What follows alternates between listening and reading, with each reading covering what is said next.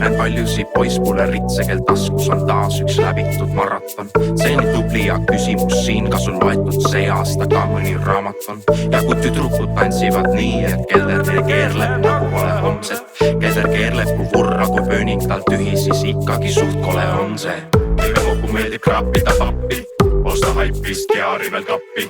Tahad lossi, mitte pärakki ei saa, kui IQ on karju appi. Aga sõpradel asju on murdu, aga pole sügavat aju kurdu. Siis olukord on suht kurb ju, kas teaduskooli ta tulgu.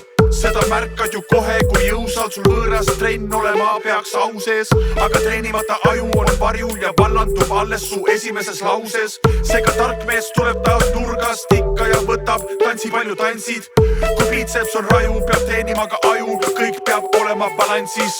See on ajule nagu gümnastika, suureneb tal maht ja plastika. Me kasutame just 10%, vaid täidame selle siin väärtballastiga. Teaduskool on selleks fantastika, pole paremat kui Tartus tutikas. Tule üksi või terve klassiga, veel nutikamaks saab Tartus nutikas. Avasta endas keel.